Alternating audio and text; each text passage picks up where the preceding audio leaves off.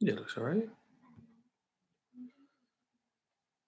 Hello, and welcome to the Sunday service. You're most welcome to it. Let me know if you can't hear this because I am trying something totally different. I'm using the new desktop app that YouTube has put on. And hi, Stephen, how are you, man? And I'm also using a blue snowball microphone to improve the audio with any luck and see how it turns out. But I'm not too sure. I'm hoping it's loud enough for you. Seem to be a way to make it any louder. I'll put it that way. Okay, sounds good. That's good, Nan McHugh. I'm glad to hear it. Click that like button on your way in, which would be really good for you. Like I say, I'm using a new desktop version of YouTube, which YouTube now has instead of my phone, which was the thing that I used mostly to do what I was doing, or some other really complicated encoding thing. It took forever to do. I thought it was much easier just to do the desktop version. So here it is. It's a desktop one. So questions are already starting now. Look. Next week, what am I this week? Actually, from tomorrow, I have a Mercedes E-Class Cabriolet and the Audi A8 will also be here next week. So next week is a seriously busy week. Seriously, it'll be hectic. It'll be absolutely crazy, to be honest with you. But it'll be all right. We get through it. That's next week's stuff. Happy Easter for those people who are getting a day off or are religiously inclined. If you're into the whole, zombie Jesus and things, I'm sure that won't get me banned. Coffee time. My Audi cup has come in. That's my Christmas Audi cup. Look at that. It's really cool. Thanks, Audi. Cheers.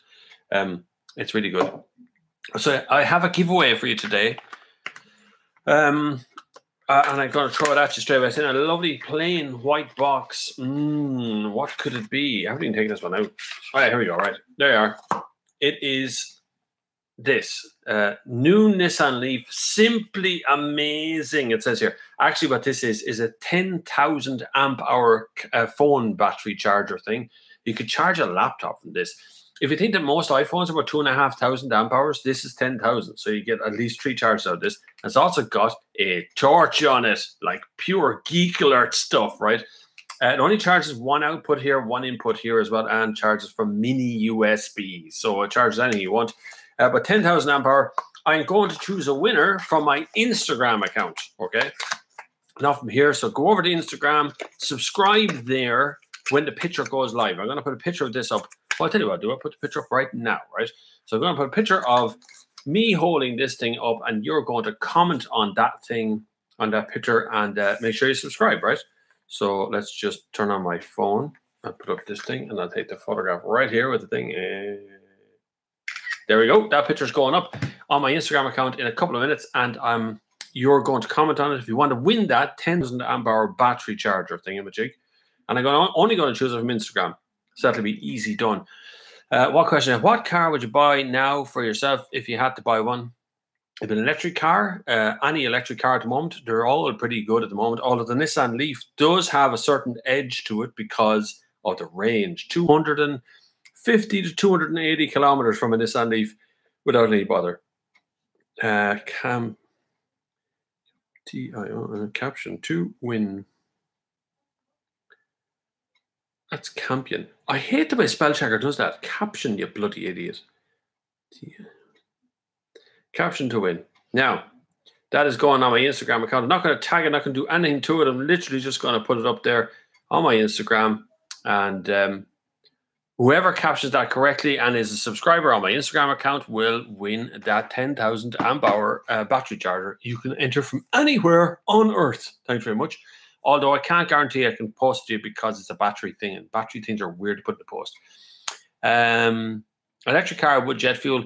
How old are you? I'm ancient. God almighty, never ask a good, nice person their age. But I'm ancient. I'm 46, so very old, and have been driving my entire life since I learned to drive when I was 8 or 9, something around there. After testing the 2 Gulfs, surely there are days of regular petrols and diesels are numbered. Yes and no.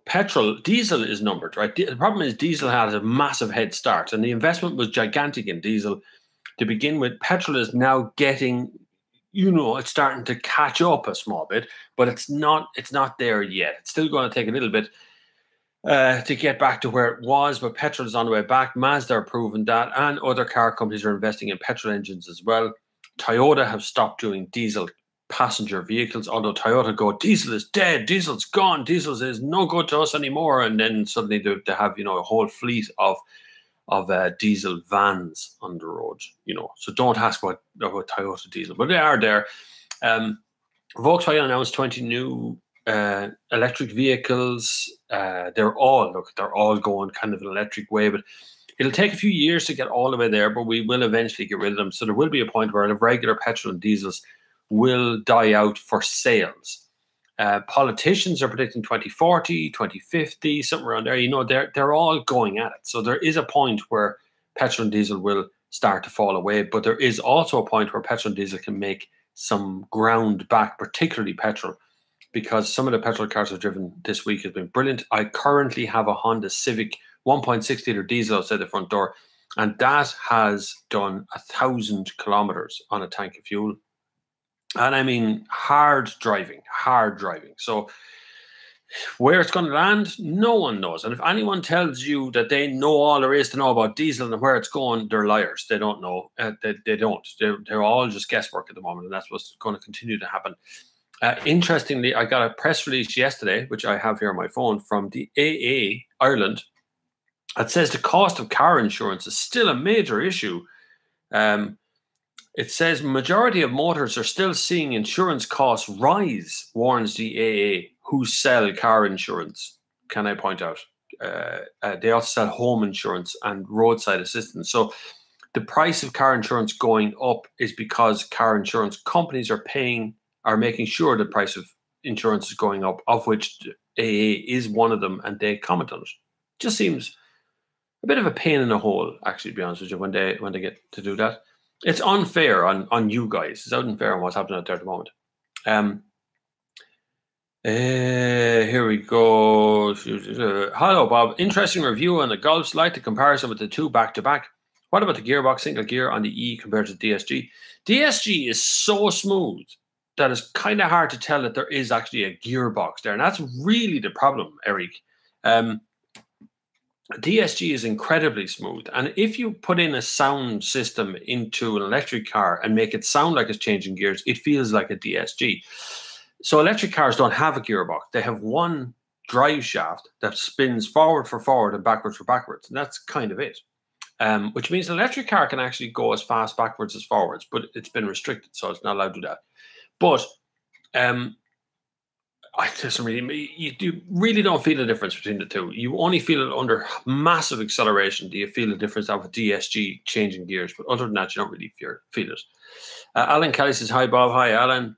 Hopefully you guys can pause and rewind this video. I know you couldn't do it on the other one, so make sure you click that like button if you like what's going on, just so I know that we can do it this way from now on. If you're happy with the audio, which is coming from a little mic right here in front of me, just at the bottom of your screen there, so slightly, it's a Blue Snowball mic, which I invested in through my beautiful subscribers. Thank you very much for subscribing, and thank you very much for supporting the channel, particularly some of the people who supported just this morning, actually. I might have to give a mention out of nowhere without doing any asking or looking around. I have to say thank you to Niall O'Regan. Niall O'Regan says, and he put his comment in, herself used your reviews of the Fiesta and the Polo to help her decide which one to buy. She's going with the Fiesta. Keep up with the good work. Thank you very much, Niall. Niall sent a lovely little thank you to my PayPal account, which you can. It is in the comments below the PayPal. The Patreon is there as well if you wish to do the Patreon drip feedy sort of thing. And there's also Bitcoin, although everybody tells me Bitcoin's not worth crap at the moment. But sure, who cares then? Bob, you lose much with going electric for your money. Range, aircon, boot space, resale. Incorrect on boot space. Nissan Leaf is a giant boot. The Golf has an ordinary size Golf boot. It's exactly the same size as ours. PHEVs is different. You do lose some boot space in that one, all right? Resale value, really nobody knows what's happening with resale value at the moment. I will be back to that resale value thing eventually. And aircon is there, heated seats are there, everything's there. They're all, like, that's all included in the Golf, e-Golf. You get heated seats. Do you get a heated steering wheel? I can't remember. Do you get a heated seats for sure? and you get dual zone climate control, you get USB ports, you get all the stuff that's there. So incorrect on those things, on some of those things. Have you heard of people from Stephen Caffrey having problems with the DSG box out to Scott Octavius? That's the mechatronics has failed in both, and they have only been over a year out of warranty. Expensive. Ooh, that's always going to be expensive. I don't know. I haven't heard of it. I heard a few years ago. Now I'm talking maybe 5 to 7 years ago of DSG box recall from Volkswagen, but it was all fixed as far as I knew, Stephen. I haven't had any new information about any sort of recalls coming from Skoda or from the Volkswagen Group on the DSG boxes. So no, I don't think so. James McDermott says, love the show. Thanks very much, James. You're very good. George Falls, afternoon. Happy Easter, George Falls. Evan Kane, hi, come here. What's the story with the recent Instagram? Recent Instagram? Oh yeah, if you just went onto my Instagram and had a look at it, comment that Instagram post that I just put up a second ago, and you can win what's in that box, which is this little box here, which is a 10,000 amp hour battery charger thing from Nissan. Celebrate the launch of Nissan Leaf. It does work. I literally have another one that I charged my phone with 4 times the other day as I was out working very hard, doing lots of stuff. Somebody just wish me happy Christmas. Thanks. Thank you. Happy Christmas. Okay. Was that lost in the ether? Where are we? Stephen Carney says, Bob, in the Golf, it's the engine bay completely full of electric motor, or is it partially full? It's only partially full, Stephen. You'd have plenty of room in there for other stuff if you wanted to. The electric motor is actually quite small. Electric motors aren't very big. It does fill up the space, but most of it just kind of comes from the air conditioning modules and, around the edges and stuff. Make sure you click the like button, everybody, please. Thank you very much. VLR review comment, Scooby-Doo engine, legendary comment. I know, yeah. I'm not too sure Range Rover are happy about that, but I don't really care. That's irrelevant because you guys support me, so it's not up to them.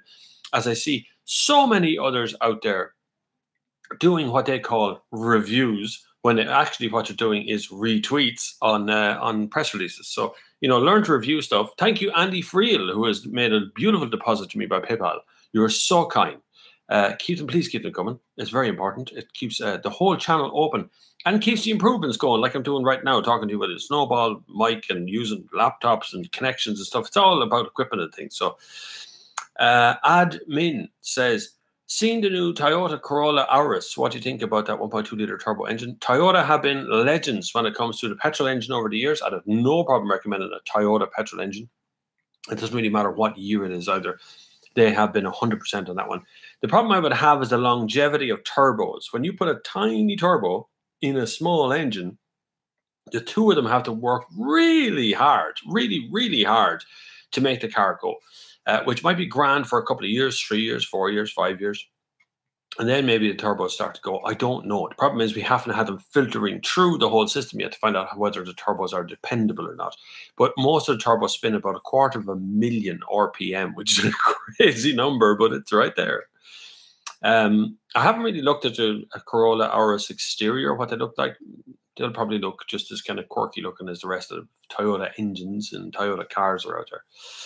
Eric says the older dry clutch DSG box, mainly on petrol models a few years back, caused trouble, which was fixed, but the new ones seem to be okay. There you go. So the older DSGs wouldn't be as reliable as newer ones. Do I think Mitsubishi has a future? Mitsubishi currently give out an 8-year warranty. In Europe, Mitsubishi aren't a big player. And I mean, they drop off the face of the earth. But if you look at Toyota in Europe, they're also not a big player. They're quite a big player in Ireland, like they're number 1, 2, or 3 all the time. So, but they're in Europe as a European brand. They're not a massive brand, and neither is Mitsubishi. They don't intend to be, which is the other part of that. So Mitsubishi has a future, but it's part of a bigger industry. So part of a bigger thing, possibly not on its own out there, but Mitsubishi's main income comes from heavy plant machinery, from air conditioning systems and that sort of ancillary things that happen around the edge of what they already make. Mitsubishi also make a whole heap of parts for other brands rather than just themselves. Bob, you lose range instantly when you turn on your aircon, and dependent on outside temperature, you also lose range It's down to much money who have to sacrifice the basics. I still don't really agree. If you look at a petrol or a diesel engine car, the minute you turn on the climate control, the air conditioning, it all affects the fuel economy of the car. Yes, the range of an electric car is not as much as a diesel car, but when you drive from here to the school and back in a diesel car, it doesn't even get warm. So you put on the air conditioner for nothing. If you do it in an electric car, it's instantly warm. Everything's warm inside the car. You can warm it up before you leave. You can plug it in so it comes on in the morning at 7 o'clock. You're leaving at 10 past 7. The car will be warm inside. There's an amazing amount of change we have to filter through, and we will filter through it, but it's really difficult to say straight off that the easiest thing to do is just stick with petrol and diesel. It's not going to happen.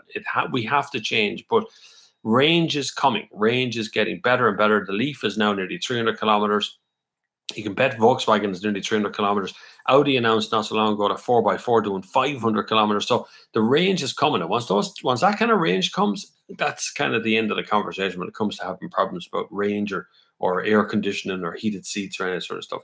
I had the e-Golf here, 200-kilometer range, 235, 240-kilometer range, somewhere in that range. Turned on the heated seats, turned on the air conditioning, drove the kids around to charge it once every 2 weeks. Like, it's not that hard to get it. Any tips for getting a good deal on nearly new car from a main dealer? There's no good deals. Main dealers, if you're buying a used car, a main dealer wants to sell it straight out. They want to just sell it to you without a trade-in preferably. If you're buying a brand new car, they want to trade in to go with it. Often drops the price of it pretty quick. You negotiate over the price of the trade-in. Don't negotiate over the price of the car you're buying. That's the important part, right? How much is the washout in each car? There's no good way of getting a cheap car or a special car from a dealer. They have it pretty much sewn up. They know exactly how much a car is worth. They know exactly how much a car is going to be. You can do a deal at something. There's always a deal to be done at some point. Like, don't take no for an answer. And if you're not getting the satisfaction, walk away. There's plenty of other dealers out there. And I'm sorry, dealers, I say this nearly every week. But if you're not doing your job as a dealer, then I'm going to advise people to leave your showroom. Interesting fact, Toyota owns a Japanese truck manufacturer, Hino, that's correct, it's over here as well. Used to be here in great numbers. Hino used to be such a big number over here. Haven't had Hinos over here in years. Which in Greek sounds like I ejaculate. So Hino in Greek is I ejaculate. There's an interesting fact. Straight off. You learn something new every day. Hi, Bob. VW Golf 1.2 TSI has a small turbo. I have a 2011 and never had any issues. 90,000 kilometers. There you go. See, it obviously depends on the car, depends on the use. It can be difficult to predict where it's going to be. I'm thinking more of the EcoBoost engine from Ford and the smaller engines as well under heavy use. It's just as they become more common, there's more chance of them starting to go wrong. Hyundai Ioniq, electric or Nissan Leaf, which would you choose? Need room for 2 car seats in the back. Either or, Stephen. They're both just as good in the back seats as they are in the front. Although I would suggest the Ioniq might have ever such a slightly bigger back seat than the Leaf. I drove the Leaf the other day. There's a video coming of that, by the way. From Dublin city centre, Nissan headquarters, down to Brook Lodge Hotel, which is in the middle of Wicklow. We went across the Sally Gap, very long way. It's on my Instagram, some of the stuff. Got it down the other end, locked it, walked away, came back out the next morning, got back in the car and drove home without charging. So 280, 290, 300 kilometers starts to sound realistic depending on your driving habits and depending how uncomfortable you want to be. So, you know, if you want to be uncomfortable, like was said earlier on there about what you got to get rid of heated seats and stuff. Yeah, you do. If you really want to go a long way, you have to turn everything off and put a jacket on you. But, you know, it's free. Bob, what would your money buy? Tiguan Allspace or Skoda Kodiaq? Sorry, this question was asked before. It's a regular question. Tiguan Allspace, I had over the hardest week that car could have possibly been here. Storm Emma was here at the time. Video on it a couple of weeks back. It's a great car. The Kodiaq has it on looks, but I think the Tiguan Allspace is a really, really good car. But it does look, it takes a little bit of getting used to, and you do have to kind of get the R-line one to make it look nice, whereas a Kodiaq, even in its basic form, looks pretty good. I'd have no problem recommending either one. You're basically buying the same car with different branding on the outside, but the Tiguan does feel that little bit more premium, just ever so slightly more premium. Toyota is one of the top 3 in Greece. Hi, Bob. Happy Easter. Which do you prefer, Audi A8, Mercedes S-Class, or BMW 7 Series? A8 by a mile, Patrick. S-Class is dead stick stuff, and it's not going to get any better. So if you follow what I mean, dead stick is it's actually a flying expression of when, you know, you're not holding on to it and the stick just goes dead and nothing is responding in the aircraft. You're pulling the joystick and nothing's happening. That's what dead stick is. And Mercedes S-Class is that you're totally disconnected from the drive. You don't feel like you're part of the equation. You often feel like the car is trying to drive for itself. And plus, it's humongously expensive for most basic of options. And the basic model S-Class we get here is definitely no better than an E-Class. Buy an E-Class, we're going to buy an S-Class. 7 Series in your hand, 7 Series is a little bit odd looking, but it's not odd enough. It used to be very odd looking, and because of that, it was nice. But 7 Series is for the back seat. If you're going to be driven, then that's the car to be driven in. So the Audi A8 has it on, definitely on looks. The A8 looks great, although confusing name structure at the moment, but definitely has it on looks. It's definitely more of a driver's car, and in basic form, feels every bit the luxurious brand car you want. So Audi A8 with my choice out of those ones. Yeah, but about 1 kilometer electric doesn't equate to 1 kilometer on the road. Simple as that. Until the sort of we can never swap over. Plus, the infrastructure is terrible. The infrastructure is not terrible. You see, it depends on your experience. I had electric cars. This is the 5th electric car I've had. That last one we had for 2 weeks. I never had an issue with it. Not a single bother with the infrastructure. Apart from we went to Junction 14 and one of the electric charge points there didn't work, but there was one in Monte that was working, so it was just on a little bit further. I suspect the infrastructure has been run into the ground by the ESB because they need to buy it. They want to run it down. They want to kill it off, make it less valuable. But you have to experience. It's very hard to explain how easy the transition to electric is when you've done it. When you actually start using it and going around the place and having fun with it, then it becomes a different conversation. But up to then, if you're a petrol head and you only see the negative side of electric, you won't see it till it's on you, till it's happened. And that's where it's going to happen next. So it will come. We will be changing over. Electricity is definitely going to be part of the future. I'm not saying it's the total solution or it's the final chapter or whatever it is, but it's definitely a big part of the very foreseeable future. So the next 5 to 10 years is definitely going to be mostly electric. So, but we are in the middle of upheaval of where we get energy from. Like I said in the video this morning that I put out, which you haven't seen, you should see, right? And just to remind you all again, right? First of all, click the like button. There's a load of you watching this video who haven't clicked like, because we have far more people watching than there is likes, right? And secondly, if you want to win, I took it out the wrong way around again. God, if you want to win this thing, which is the new Nissan Leaf, it's a battery charger. Actually, it's a 10,000 amp hour battery charger, so it's a really heavy duty one. Comes with a torch on the top, which is this part here. You need to go over to my Instagram account, and you'll find me there at Bob Flavin. And there's a post there of me holding that device in my hand. I need you to comment on that or caption that or whatever you want to do with that. And then I'll choose a winner for the end of the week and I'll send it out to you. Depending on, I might not be able to post it in certain countries. I don't know, but I'll try my best to post it wherever it is. If I can't get it to you, it's only because the post can't get it there. It's actually quite a heavy. It comes with a cable to charge it. You provide your own cable. Unless you're Google Android, it's got a mini charging port there. But it's 10,000 amp hours, so it'll charge most phones at least 3 times, twice or 3 times. And if you want to enter that, make sure you're subscribed here and you are subscribed over on my Instagram account as well. And leave a comment. Hi, Bob. Do you, what scale, have an issue of bird poo damaging the car paint? Yes, it does. It does damage, definitely. It depends on the kind of bird as well. It's irritating me so much. I wonder if adding a foil layer, transparent, invisible, would help with that. Any experience? There is some clear wraps you can do to a car, but they tend to look a little bit funny. It depends on what the problem is. Generally speaking, you get bird poo attacks when you live near the ocean, because seagulls, and they have diarrhea.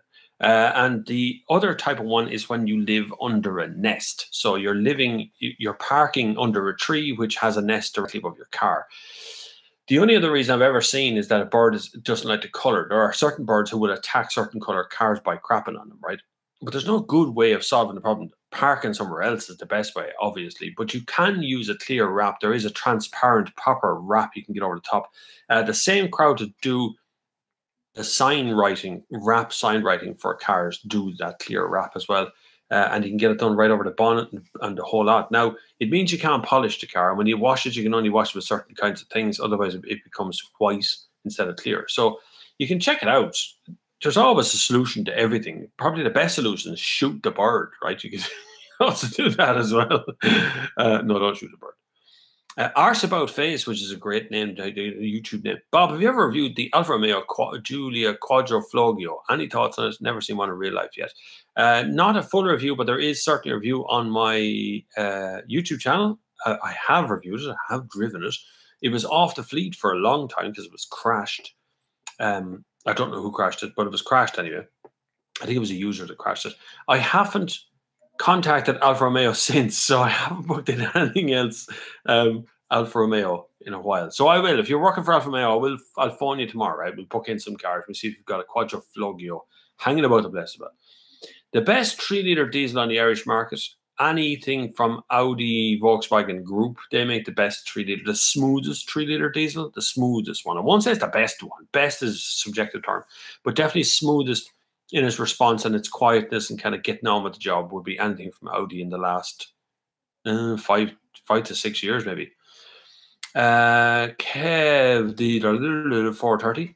Bob, I have a 2016 184 brake horsepower Quattro A3 saloon, and I love it. Great car. I hope you bought the R1. It's a great car, right? But I'm unsure about the future of diesel. Should I be looking for more petrol or hybrid sooner than later? Worried about resale value? That is probably the most asked question in the last 10 months, 11 months, but particularly for the last 6 months. That has been the big question. And the big answer is, I don't know, and no one knows. Everything is about demand, and currently people are still demanding used diesels. And so even though everyone's asking whether they should buy electric, or buy hybrid, or buy petrol, petrol sales are increasing, electric sales are increasing, but diesel sales don't show any signs of tapering off too much. So that's a hard one. That's a really hard one to answer. You're driving a very premium car. I would not have a problem holding on to that for another couple of years, easy peasy, particularly if you've got PCP or something where you've got a guaranteed minimum future value on the car. But as to whether you should buy another Audi A3 this year in diesel or petrol, I would go petrol. Now, so if you're buying something in the future, very shortly, go petrol or go hybrid or go home. What about the new C4 Cactus? Starts from 14,850 from 82 PS, 1.2 petrol. Still comes with pop-out windows though. Would the C3 Aircross be an alternative? It would be, yeah. Now I am driving a Cactus in a couple of weeks' time, the new one, which is an update.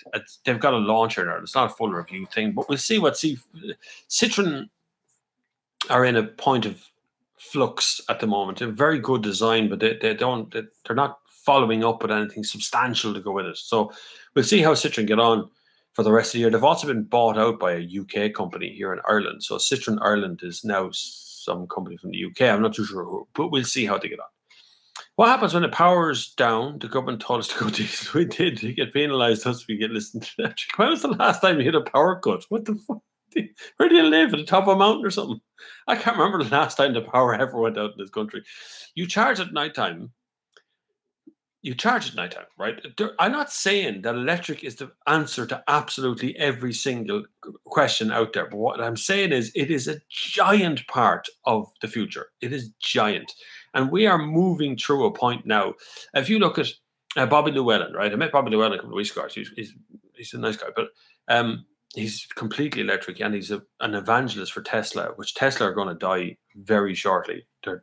They're being picked away at the moment, and it'll be the end of them.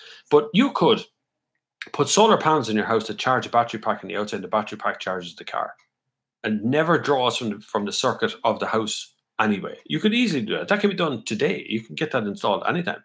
There's all kinds of reasons why electric engines work. There are all kinds of excuses why electric engines won't work. The government didn't tell us to go down the diesel route. we were told by car companies, and then the demand outstripped it, and then everything happened in the end. So it wasn't governments. Governments just reacted and were lobbied to change the tax rates on diesel. Anyway, the crystal serum or ceramic coatings help with that. Is that the wrap we're talking about there? Sean Casson, message retracted. What you do? What you do? Did you ask something dirty? No. Hyundai Nexo hydrogen power. Any views, Bob? Hydrogen power is, I had hopes, but if you look back, you'll see some videos from maybe 10 years ago now. They're getting pretty old at this stage. Hydrogen power, I had great hopes for because it just replaced petrol. It just simply went to the petrol station and you went and put more hydrogen and drove off.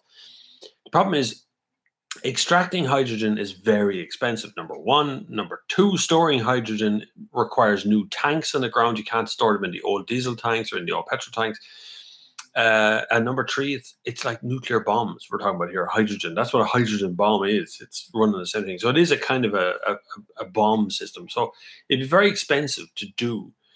Not to say it's impossible. It is totally possible, but I think it has probably a better future for public transport. What I'd like to see is all the Dublin buses and Cork buses and Galway buses transfer over to either electric or hydrogen. That'd be brilliant. Then public transport is clean and showing the way that we can all go as well. Stephen Carney says paint protection film is a clear wrap. You cover your car paint in it. The latest transparent wraps are highly durable and don't need any special cleaning products. They are self-healing too. Self-healing. I like the sound of that stuff. That sounds really good. So there you go. Paint protection film. Hi, Bob. Do you need to watch a video called Clean Disruption by Tony Seba if you want to know how the car industry is going to go? Yeah, that's someone else looking at crystal balls. I have crystal balls as well. Everybody has their own interpretation. I know there's loads of films about how things are going to go, how car companies are going to go. It'll all take place one way or the other. You can try and interpret the way it's going. Right now, we're slowly catastrophically getting rid of diesel, but diesel still has a sort of a future, and then there's all kinds of things that's going to happen. And I've seen Tony Seba's thing. It is, of course, it is a way to go, but we'll see how it actually pans out. Everything can be changed overnight in the car industry, just like did when Volkswagen was caught cheating. So there's, everything changed overnight, instantly within the Volkswagen group. Audi A6 bi-turbo has to be the best 3-liter out there. One of the funnier videos on your channel too. Yes, that is a superb car. I won't say it's necessarily the best engine, but certainly that combination of the noise that it makes and everything else, but it feels like it's driving a V8, but it's actually a 3-liter diesel. So really, really good. Anthony Love in capital letters. Anthony. Thinking about a second-hander, estate combi. Ford Mondeo, no. Opel Insignia, definitely not. Citroen C5, ooh, diesel's previous generation models or anything else you could suggest. Ford Mondeo is the nicest one you've mentioned there. Citroen C5 don't. Opel Insignia, it's very messy, Opel Insignia. But there's a ton of them. Like the Superb Estate, the Octavia Estate would be my favorite, but the Superb Estate is bigger. What else do we have out there now besides the Ford Mondeo? Passat Estate is the premium version. That is a big car as well. It's as big as a Superb, more or less. There's a ton of those kind of estate combi ones. If you're going for, I always recommend estates. If you're looking for the Avant, if you want to go really premium, go for the Audi A6 Avant. Then you're getting everything, Hey, Bob, what planet are you on? Stormophilia, no power, Bob. Well, I had power through Stormophilia, so there you go. Storm Emma, power out in Republic of Cork. Good for you, Cork. Then you need to sort it out in Cork. We had no power cuts up here whatsoever. Are you on Fine Gael's payroll? Oh, God, how I wish I was on Fine Gael's payroll, because then somebody might actually pay me to make videos, which would be even better. But unfortunately, no, I'm not on anybody's payroll apart from my own. Cork doesn't matter, says Sean O'Neill, but that's not true. Of course, Cork matters. But did you hear of any news report anywhere in the country of any electric car owner who was stuck because they ran out of electricity? Go for it. Find it and then tweet me about it. I knew I was working yesterday, so proposing. They're exactly Andy McAfee. That's exactly why we postponed it to Bank Holiday Monday. It had nothing at all to do with it's absolutely lashing rain outside and I had nothing else to do. I was going to take this whole weekend off. I thought I'd put out a video now, do the golf, the e-golf one, and put that out, and that'd be lovely, and take that weekend off and do it. And then I went, nah, let's just do it in a bank holiday Monday because I knew everybody would be stuck inside today. Click that like button. Make sure you're over on my Instagram if you want to win and have a chance of winning this thing. You need to be subscribed to me on Instagram. This is a 10,000 milliamp hour or amp hour battery charger, which I will send to you no matter where you live in the world. So hit me up on Instagram. Subscribe there.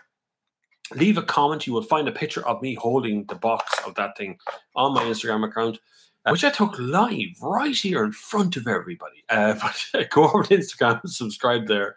Leave a comment, and I'll choose a winner later on the week. And we'll see if we can get you a 10,000 milliamp hour battery charger for yourself, of which I can't remember the last one I actually sent out to people.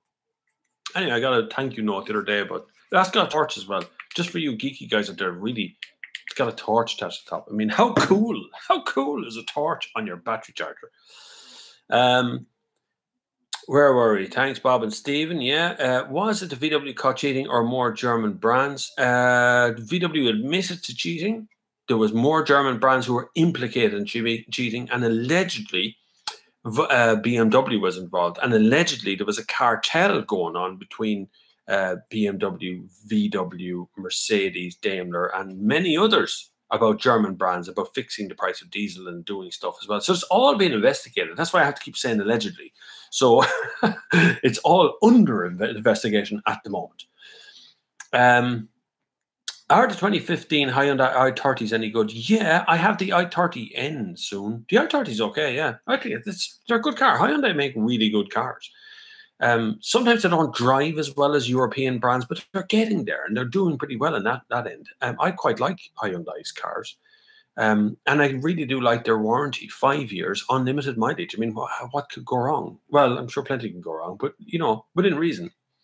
Tom Ferguson says, Happy Easter, Bob. Love the Mustang video. I love the Mustang video as well, but it's a shame it didn't do so well. I don't know what happened to YouTube. It's just weird. It's just fickle. I mean, that's a really good video with really great noises and barks and bangs and all sorts of things happening in it. And yet nobody seems to be that interested. So it doesn't really matter. It's just, you know, you don't always think about the ones you don't do well on. But it's still, I like the video, and that's all that matters, really. I only make the videos for me.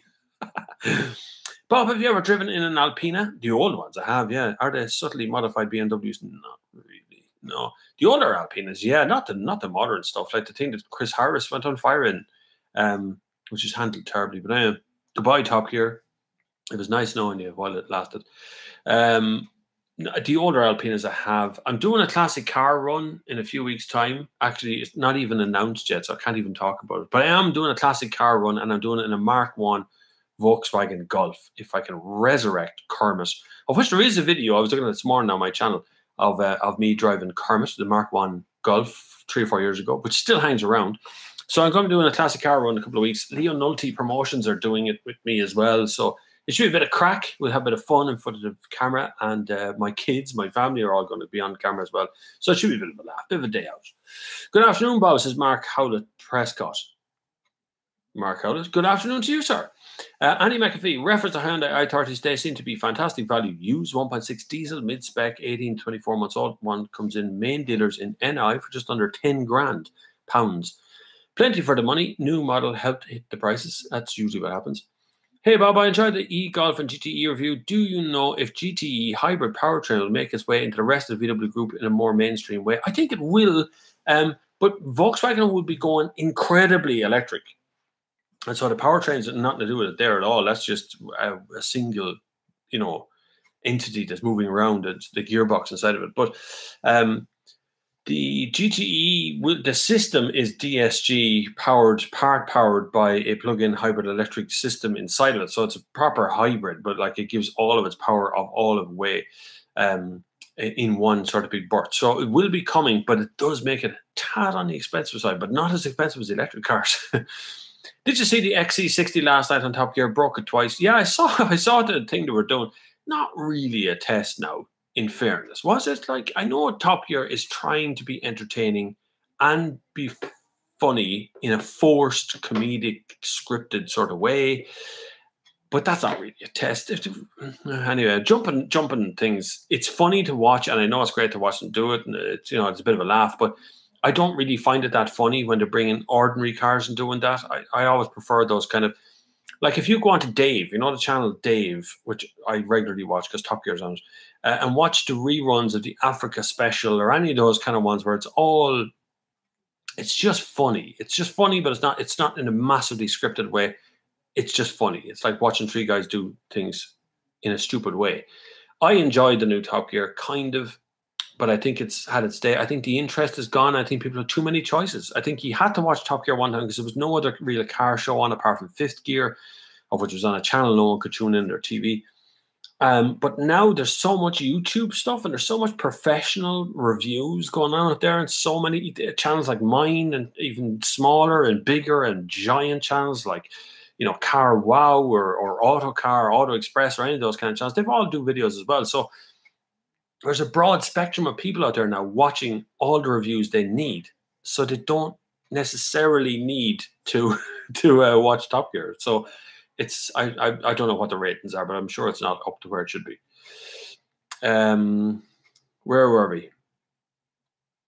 David Stafford says EV range is always a key factor in these discussions, but you nailed it for me when you asked how many long trips you actually make in a year. Turns out it's feck all. That's usually it. People go, do I do 20,000 kilometers a year or 30,000 kilometers a year? Doesn't really matter. It's single trip stuff. We only worked out my wife in the Seat Leon drives about 4,000 kilometers a year. Now, she drives every day. It looks like it's always going. But at 4,000 kilometers a year, a bicycle could replace the car, right? So they're such low mileage. Some people I know drive 30,000 kilometers a year, but they do it in little tiny bursts. It's 30 kilometers here, 40 kilometers there, 20 kilometers here, 30 kilometers there. Electric car. What's the big deal? It's easy. You just charge it overnight. If electric is the future, how come oil has gone up nearly 70 a barrel and someone is buying? Yeah, I know. And I don't know what's after happening. I used to work in the oil industry, and you could nearly predict at this time of the year that the price would start to fall because summer is starting to come around. Now, we've had an extended cold spell, and that will have an effect on raw crude oil. The prices do tend to escalate just at the end of that usage period, where we've gone through this point where the whole country was frozen, all of the heating was turned on, home heating oil is run down a lot more than it would be normally, so people are replenishing that. But it hasn't. That is across Europe that has taken an effect, but America usually at this point will start to calm down on its needs for electricity or for oil, and you'll find that the barrels will drop. So it's just shifted forward by maybe 30, 40 days, but we'll see in the next 30, 40 days the price of crude oil will drop again. I'm sure it will. But at the same time, if we're all using electric, it wouldn't really matter. And, unless it's an oil-fired power station, that is. Bob, screw electric. Golf R all the way. How are they as a daily drive MPG wise? They're okay, actually. Golf R is a great car, brilliant car. I would happily have a Golf R. The main competitor I'd go with that would be a Ford Focus RS, but the interior of the RS now, driving wise, spectacular. Noise, brilliant. Interior, Golf R wins on that front. Mustang is same sort of a car, but it's like your 5-liter V8 stuff. It's the only one to buy, not the 2.3. Golf R is a lovely car to drive. It's a Golf with a proper petrol engine and a 4-wheel drive. It's not going to give you the best fuel economy, but it's still going to be good. Annie McPhee, i30N, when is soon? I must know. Caps on intentional. Hang on. See, I can use my phone today because I'm not using it. Hold on, I'll have to look at my calendar. I'll tell you when. I do have it booked in. I'm sure I do. T-Rock, no, Skoda, Lexus. The Lexus LC in a wee while. By the way, if anybody knows, and what do you call him, Casey Neistat, he's coming to Ireland again. I don't know if it's confirmed this time or not. He's coming to the Dublin Tech Summit, which I'm supposed to be at as well. But if anybody wants me and him to make a video, would you get in touch with him just for the crack? Just let him know that you're interested in watching that sort of thing happening while he's here. The 7th, what month is that? 7th of May, I have the i30N, which I think is right. Also booked in the Audi RS4 and a few other fast cars, because I know you guys like me to review fast cars. So I booked in them sort of things. 7th of May, Annie McPhee. Thank you, Bob, says Sean Casson. No problem at all, my man. i30N seems to be a Golf GTI beater. Don't think so. I doubt it. I just doubt it. It's going to be good, But there's another element that the GTI Golf brings into things that's not Hyundai's field, and that's the kind of love of Volkswagen, love of GTI, that kind of checkered interior, the golf ball stuff, you know, the kind of heritage. Hyundai doesn't deal in heritage. They might deal in outright speed. It might be better to drive, or they might be more entertaining. But you're always going to have to explain. When someone says, "What do you drive?" and you go, "An i30N." Oh, what's that? It's a Hyundai. All right. Nobody asked what the N was, right? So if you say, "What do you drive?" and you go, "A GTI Golf," answer's over. If you have to explain it, it's not cool. Anthony Love, cheers for the advice. I was considering. Sorry, I keep saying your last name like it's Love, the Love boy. I was considering the Octavia. What's the nice riding space like in the back for the Superb? Is a better handling car. The Octavia is a better handling car than the Superb, but the Superb is much bigger, and I mean much bigger. You'll at least fit like 10 dead bodies in the boot of a Superb versus maybe 6 in a Octavia. So the Octavia is a better car to drive as well. K-Mac. G'day, he says. G'day from Sydney. I've lost you there. From Sydney, Bob. Are you reviewing the XC40 anytime soon? I am. Yes, that is booked in soon. Actually, very soon. I have to plan these videos, lads. This is just like, it just creeps up on me so quickly. 2 next week. T-Rock the week after. Carrock, Lexus LC, Fiesta ST. The 30th of this month. Yeah, so towards the end of the month, I have a Volvo XC40. I think the tourist board of Northern Ireland wants me to go up to Northern Ireland that week, as far as I know, and to do this electronomous meeting. There's a twin video coming up fairly shortly. Does anybody remember Kirsty O'Sullivan? She used to do a TV show here in Ireland called Accelerate and then Driving Seat. She went over to the UK. She works in the UK now. I still keep in touch with her quite regularly. But she does sports report and stuff on ITV or something. Anyway, she does a lot of sports. She's into sports. I don't know anything about her. But she's coming over for that, and we're going to make a dual video. So, and I'm supposed to go to the UK and do something for TV over there, but we'll see what happens there. Not too sure what that is. Someone has been in touch with me. The new Lexus LC500H looks so amazing, but Lexus is very popular here as it is in the US. It's not very popular here in Ireland either, but I'm still going to drive the Lexus LC500H. Oh. The top 3, 2018, I suppose. I mean, Mazda. Oh, okay, so this is your top 3. Mazda CX-5, really good car, yeah. Volvo and Land Rover are all petrol or diesel. No overall electric winner. Rookie, you're right. That's because that's the technology they've got currently. Volvo will be definitely going ahead with electric stuff. There's a lot of rumors going on in Volvo. Mazda are going all in on petrol. Land Rover deal in the dark ages and old folks' homes. So they're going to stick with diesel for a while yet, although they have an EV and they have a hybrid version on the way as well. So there's a lot of that stuff coming. But we are right now in the middle of this electric upheaval. So this isn't going to be, this isn't something we're going to know right now. It's next year and the year after. We'll see what happens after that then. Cindy says, "Fuck you." Good, nice spelling. Good spelling there, Cindy. Well done. Emma Balan says, "Late to the live video. Thoughts on the car loan debt in Ireland, i.e. PCP finance?" I warned everybody. I always said PCP is good for some. It's great for the consumer to have a choice. It's brilliant for the consumer to be able to get finance at a time where no finance is available. But at this time, right now, we have a whole new bubble. PCP is the bubble. But also people want you off PCP because it's very similar to a tracker mortgage. Because if you buy your lovely big 3-litre diesel today, in 3 years' time, you've got a guaranteed minimum future value on that 3-litre diesel. So no matter what happens to the diesel market for the next 3 years, you still get your money back. And that's what car companies and finance companies are terrified of. Don't forget whose idea PCP was. PCP was the idea of the car companies' banks and banks in general, but particularly the car companies' banks who decided to have personal contract plan. It's a very clever system if you can make it work for you. But if you are getting refused credit all over the place and PCP is your only option, it can be a tricky one. Don't forget, in 3 years' time, after you've paid your big balloon payment and you've paid your finance things over the last 3 years, to get the hold of that car to make it yours, you're still going to have to pay a big balloon payment or you're going to have to hand the car back. And that's kind of it, really. There is a third option where you trade it in a new one, but that requires a certain amount of value be in the car in the first place. So very careful on PCP. I've always told you all to read the fine print. Make sure you know what you're getting into. If you don't know what you get into, walk away from it. I would prefer you all, whenever you're buying cars, if you want my best advice, is to have a 50% interest in the car. So if the car is 20 grand, you walk in the door with 10 grand plus a trade-in, and then you own 50% of the car off the bat. No matter what happens in your lifetime, no one can take that car away from you.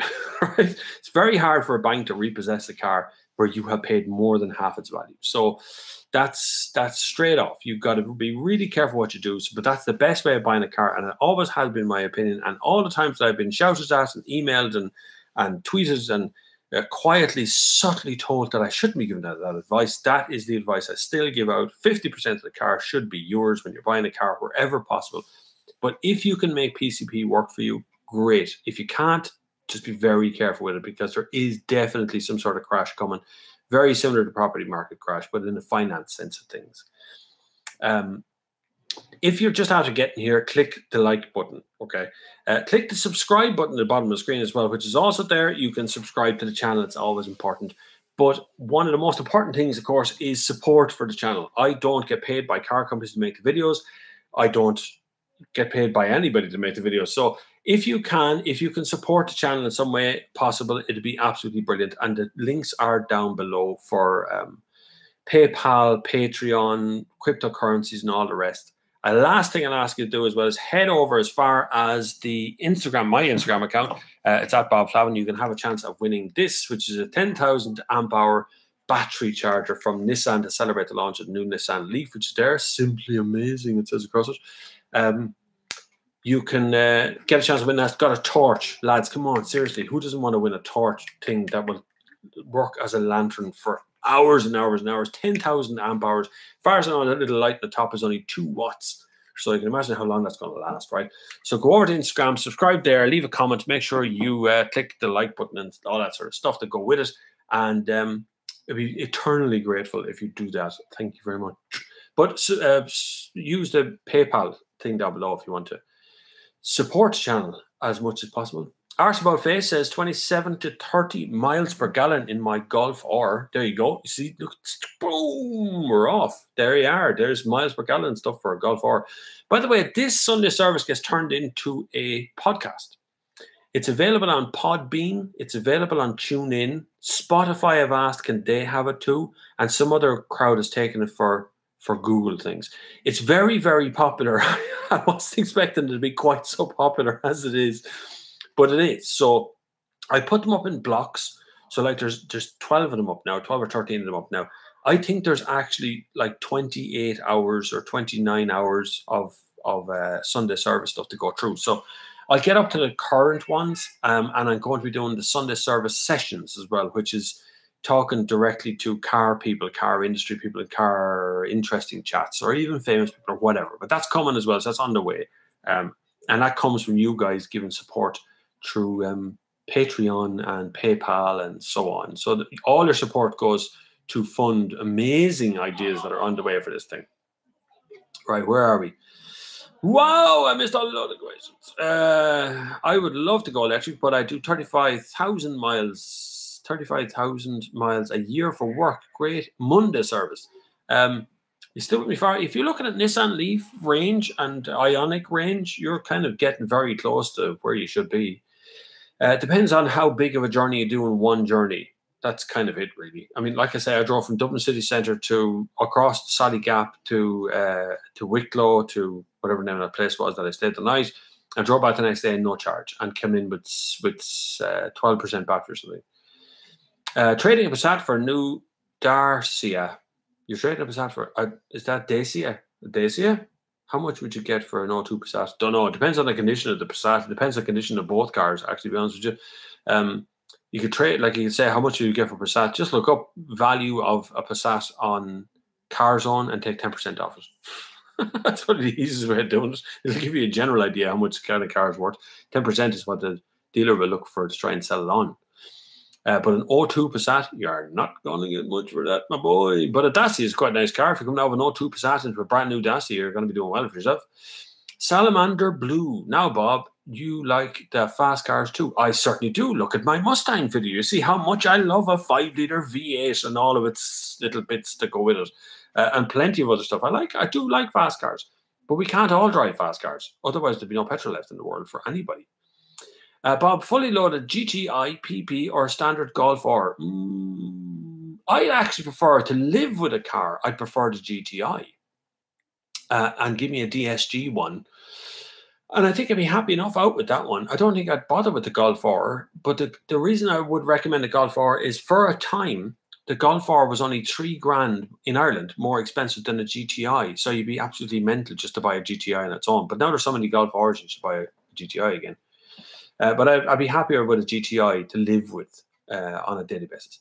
Tony S says, hi, Bob. Golf GTE cost, is it worth it? And will it hold good residual value when selling it on in 3 or 4 years, Tony? GTE, if I remember correctly, at the very beginning of the video, there's a little slide that goes across and it shows the prices of 2 of them. It was 34,000 and something. I can't remember the exact price of it, but it's cheaper than the e-Golf. It will hold its value. It is a hybrid and part-time electric and a plug-in electric hybrid as well, make it even better. So 3 or 4 years, no problem at all. And you're getting a proper performance hybrid. Scrappage for an O2 Passat. Don't know. Maybe there's a dealer on here today. Be able to tell us what an O2 Passat scraps for. I like the idea of the i30N as it's not as common as the GTIs and the Golf Rs, which is litter on the road. There are a lot of them, all right, yeah. In the same way, I used to have one of 4 VRSs in Northern Ireland, which no one knew what it was. Now I've heard 2. Yeah, there is an element of driving something that no one else has, which is always a quite nice way of doing it. Bob, what reviews are coming up? I was late on, so apologies if you're covered it already. Mustang video looked great, amazing scenery. Oh, tons. I have a backlog of videos right now that would scare the living daylights out of me if I actually started looking at it. Robert Tulloch, thank you very much, Robert Tulloch, who has sent some lovely money via PayPal. You're very kind. Send it on. How about hitting that like button so we get the likes over 100? It's always kind of cool when they go over the triple numbers. Is always nice. Sorry, looking through my... That's Robert Tulloch. I thanked him. You're very kind for sending me stuff there. There's loads of videos coming up on the way. Just make sure you're subscribed. There will be at least 1 or 2 videos every week for the next few weeks now. They'll be coming out. There's so many stuff that I have to do. The next cars I'll be getting this week is the Audi A8 and Mercedes E-Class Coupe, as far as I was on this week. So go over to my Instagram. You can win stuff on my Instagram as well, but go to Instagram because that always gives you the latest look of whatever car I'm sitting in. Conrad K says, hello. Hello, Conrad K. Are you the same Conrad K that is on the photography? I think I know who you are. Hi, Bob. Any thoughts on a new Merc G-Wagon? It definitely won't be coming to Ireland. That's one thought. G-Wagon never sells here very well.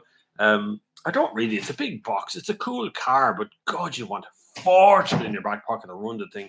Maybe you have a fortune in your back pocket to run the thing, which would be pretty cool. But it's not a cheap car to run or to own. They're not very comfortable inside, but they do. Mercedes do a huge amount of adaptations to them, of which basically you can pick the car you want and have whatever you like.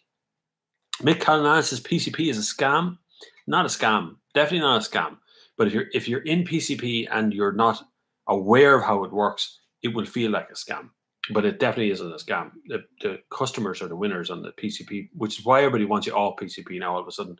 Anyway, hi Bob, what's your thoughts on the Audi A4 1.4 TFSI engine? I currently have a 6-year-old Audi A4 2-liter diesel. And be good, cheers. Yep, 1.4 TFSI is one of the best engines Audi and the Volkswagen Group have come up with the years. It is now a 1.5 TFSI, although I'm not sure when that's coming to Ireland.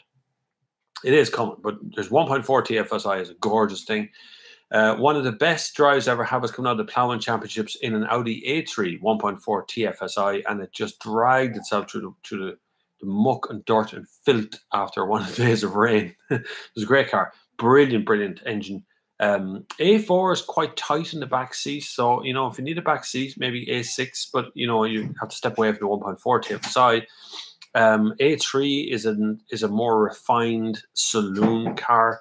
A4 is a more sort of business, long-distance hauler car. But the 1.4 TFSI with cylinder shutdown is a lovely thing. DS says, hi, Bob. Happy Easter. Enjoying the live stream. Which would you go for? F-Pace 2-litre diesel or Mercedes E220 diesel? I'd go to Mercedes E220 diesel. E-Class is one of my favourite cars that Mercedes have ever made. The F-Pace, I think that's compromised. I had a little spin in it, not belonging to Jaguar. I had a little spin. A mate of mine has one, but he'll own it once. We had a little spin around. I thought it was pretty dead. It was all right. Not great. Not a Jaguar, not a Jag. Mercedes E220 is a better car, nicer car, more practical car, more useful over time. Click the like button, will you? For God's sake, you know, click, click, click, click, click, click, click. It's easy to do. You just go over and go click, and a little blue thing comes on. It's lovely. I'm better to scrappage my O2 Passat. Yeah, probably. Alpina is not Alpine, right? Would your price charge up a car for only fella in Ireland who still has power cuts? I don't know. I gave away a little car charger there earlier on in the year, which is about as big as that thing. So yeah, probably if you have a USB port that can work into your battery, it should be fine. I can't get the obsession with the Golf. It's a boring car to look at. I'd love VW to jizz it up a bit. Jizz it up is a very Irish thing. Just boring looking shed on wheels, really awful looking rookie. I don't know about that now. I wouldn't say it's that boring. It's an odd, I don't know. Some people love them, not love them. Classy, yet classless. There's all sorts of elements to the Volkswagen Golf out there. I like the look of them. I like driving them. I think they're a really nice, pleasant car to be. I don't think the steering wheel's thick enough, but that's just me. I think it's a bit too thin. I actually think the master of steering wheels currently is BMW, but followed very closely by Nissan steering wheel, which is very nice. Very, very nice. The new Leaf is really good. Matt L says, hi, Bob. Hi, Matt. How are you doing, man? Stephen Hughes, love your channel. What about the BMW 330e? Yeah, nice car, but again, you're still buying a BMW and it's not all electric. You know, it's still a petrol-y hybrid system. Not sure how far along BMW are. I'm also not sure BMW's intentions in Ireland as to whether, I don't know if I'm big enough anymore for them to deal with. I think after reining in the amount of people who get BMWs and stuff, and I might just get to kind of fob off because I don't like all their cars, and because I'm really honest, I think. But I wouldn't be I'm not a fanboy BMW. I know there's some very intense fanboys out there. I do love some of their cars, and I think some of their cars aren't really up to the standard at all. I'm the same with Mercedes. I don't think some of their cars are up to standard. Audi have one or two iffy cars, but most of their cars are absolutely gorgeous. So there's an element of fanboy in me in that I love Audi's history. Bob, are these 1.4 TSI engines too small for the VAG Group SUV range? No, I won't say they're too small. I would be concerned again with the longevity of engines, because notoriously, you look at the cars that have survived over the years, that are classics now, that are around still, and that are going to continue to be around. They tend to have bigger engines, or they tend to have the bigger engine of its type at the time. So if you have like a Hillman Hunter with a 1.6 litre petrol, it was the bigger engine. The smaller engines are dead and burnt out and stuff. So small engines don't tend to have a longevity in their life, whereas they will do the job, certainly do the job for 5 years without a shadow of a doubt. After 5 years, I just don't know. So we'll see. But I've had great stories, even here today. There's been stories of small engines going a long distance. So I don't know. It's hard to tell because we're still at the beginning of these small engines. Matt L says, I'm driving a diesel RAV4. Would you recommend a RAV hybrid? Yes. My preference is the CHR hybrid. I think it's a better looking car, but if you need the back seat, the CHR is a bit of a dark back seat. It's a small car. The RAV4 is a bigger car entirely. The RAV hybrid, Toyota have been plugging that hybrid thing for a very long time. They are experts in it. So I have no problem recommending if you want to get into hybrid, go with something from Toyota, no problem with that. But everybody's going hybrid, so maybe if you're coming from RAV4, maybe you shouldn't go on. I tend to steer people away from the brand they're in now for their next car, just to give a bit of choice in the world. No. Kay Quinn says, Mitsubishi Outlander diesel now, would 1.4 petrol Kodiaq feel way underpowered? It doesn't feel, I've driven it, it doesn't feel underpowered. It's a tad thirsty because it's a big 7-seat car with very heavy weight in it. And when you actually put 7 people in it, it still doesn't feel underpowered, but it does start to eat fuel pretty quick. It's a big car. Big car. Mitsubishi Outlander diesel. It's going to be a change for you. That's for sure. But you will have a longer rev range. The Outlander diesel had a very short rev range, built for torque, not built for speed. And so it had a very high torquey engine in it, but not much top speed. Alan Kelly says the new Hyundai Santa Fe looks like a really nice car. Any idea when they're being released for sale? They seem to be confused. Santa Fe was here, then it was gone, then it was here, then it was gone. And then they brought Tucson and they got rid of that and just kind of something else. And they just seem to mess around a lot. So I don't know. It's very hard to say what Hyundai Ireland's doing. You'd have to look at Hyundai Global because Hyundai Ireland is not owned by Hyundai. It's owned by an import group. So they can do whatever they want here, basically. And they usually do. So usually the specs we get in Ireland aren't the same specs as they get in Europe. Funny enough. So I don't know when the Santa Fe is on the way, but I'm sure we'll find out when it hits here. Meant to say you're getting handier with the drone. Fair play to you. Yeah, well, the drone, yeah, we're getting handy with the drone, yeah. There's a lot of work goes on with the drone. The drone is now the kind of primary camera for the channel, and it works really, really well. So I'm kind of happy with that as it is. So I'm not going to be changing the drone in him soon. And plus it's bloody expensive. A good big one is always better than a good little one. I hope we're talking about engines there, Sean and Neil Budd. I hope you're talking about engines, but I know what you mean, yeah. Just saw a Koenigsegg Agera hit 280 miles per hour. Do you think we're far off 300 miles per hour road going production car? No, they could definitely reach 300 miles per hour if they really invested a crap load of money into it, but it wouldn't serve a purpose. If you've ever done 200 miles per hour on the Autobahn in traffic, you'll know why 300 miles per hour is a scary prospect to actually reach on a road. On a track, it's scary too. The problem is the constant fight between the car wanting to fly and the wind wanting to crush it. That's the problem, is you waste so much fuel just getting to 200 miles per hour that there are points where the car is gobbling more air than it is fuel. And then after that, every mile an hour after that is more and more and more fuel and energy needed required. So aerodynamics is king when it comes to trying to get the top speed. But if you get the aerodynamics even slightly wrong on a breezy day, your car is going to just go whoo and take flight. And goodbye. So long, farewell, adieu. You're going face down. That's the end of it.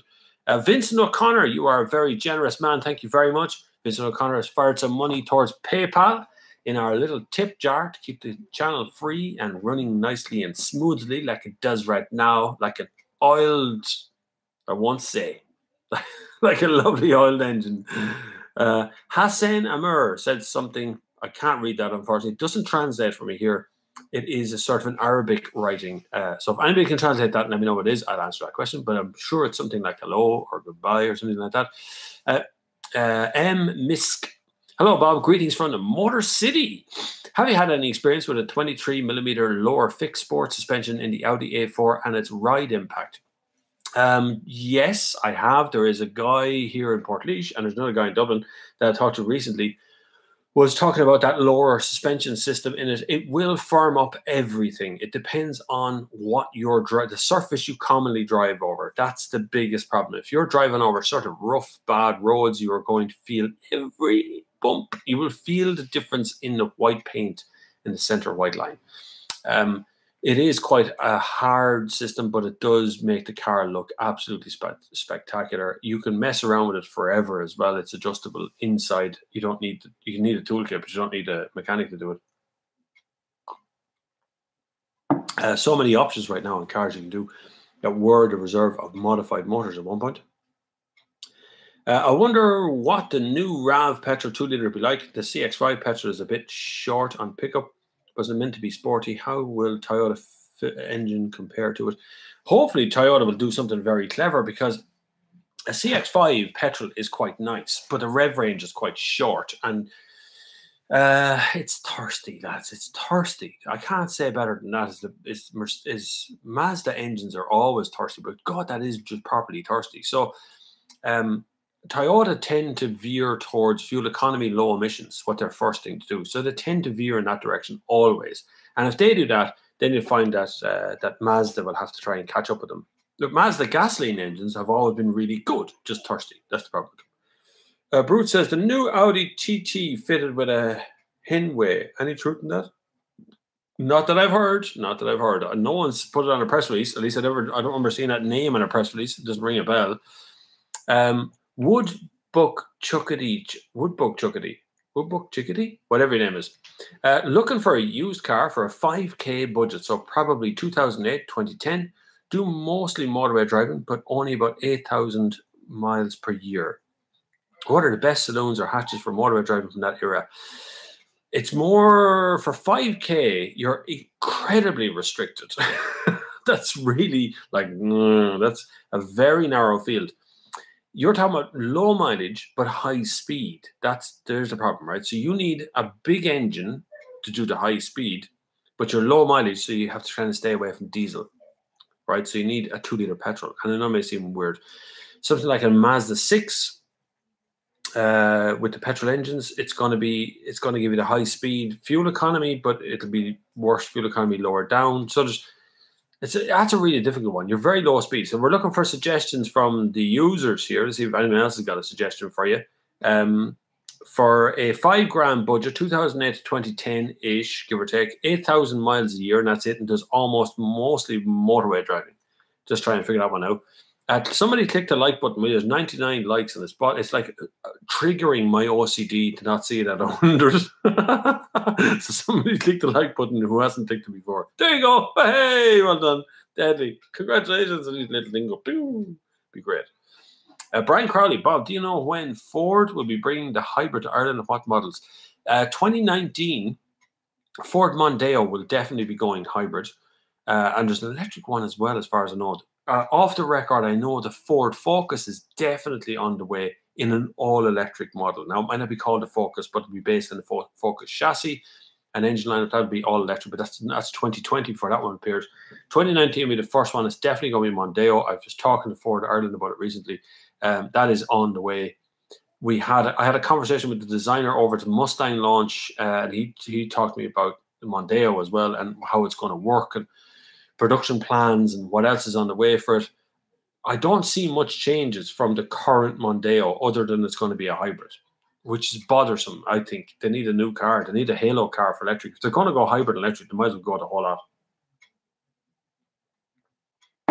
Means what, apparently. Aha, okay. That Arabic word is what. So, congratulations. Come on this way. Spoken Arabic. Somebody translated for you just to say the word what. 3 or 4 pounds henway. I don't know. Again, I don't know. That was me, Alan Connolly. Annie McPhee, 1.8 TSI Mark II Octavia for a 5K-ish man in a UK one. Not that common, but great engine and mix of power and MPG. Yeah, that sounds good. If you can find a 1.8 TSI, they'd be pretty unicornish at this point. But yeah, it'd be the right kind of car to go after if you're looking for that kind of motorway, high speed, but low mileage thing. Looking for a newish car, says Jim Quinn, for the wife. Currently has a 2-year-old Picanto. Wants something slightly bigger now. The kids are growing. And a bigger boot. And he stands out as noteworthy replacement. Anything is going to be bigger than the Picanto. I mean, once you get outside the Picanto height, like the Kia Rio is just nearly twice the size of the boot on a Picanto. So anything is going to be a massive improvement up from there. But if you want to stray away from the Kia brand into something else, then the world is your oyster where you're heading for right now. Out of a 2-year-old Picanto, you could literally step into pretty much anything out there you want. How big did you want to get? Ford Focus size, VW Golf size. They're getting into big cars these days. New VW Polo feels like a big car. It is much bigger than a Picanto. It's as big as a Mark II Golf. So, you've got a big car there. So there's plenty of options on that one. Eric Rocher says, agree about the Octavia, maybe an RS petrol. If you can get one of those, of course, there you go. See, you got such great advice from these people. Everybody knows the stuff. And the community here is always so wonderful. You're so kind. 1 hour and 13 minutes. And this new way of broadcasting on YouTube has not let me down. It is pretty good, and everybody seems to be happy with it as well. Especially the blue microphone. The audio seems to be pretty good as well. I was trying to improve the audio for the podcast, So the audio on the podcast comes out nice and clean as well. So you get that sort of thing. So it's the Blue Snowball microphone, which works well. What car did you learn to drive in, and what was your favorite car you owned from your youth? The car I learned to drive in, I was 8 years old. My father taught me to drive a manual Mark I Ford Escort with a manual choke as well. For young people who don't know what a choke is, when you get into a car and start the car, a little kind of flap opens to allow heat to start circulating. And once upon a time, you had to pull a choke out to make that happen. You had to manually pull the thing out, which brought the revs up in the car and allowed the car to heat up. When the car got warm, you closed the choke. So the original one I had was a Mark I Ford Escort. It was a van. And I sat in the front seat, perched on the edge of the seat, barely able to push the clutch to the floor to actually start the bleeding car and put it in first. I was 8. By 9, I was driving. I used to go to work on quite regularly on Sunday, and I quite regularly drove around where he worked. It's a private place, so drive it if you want.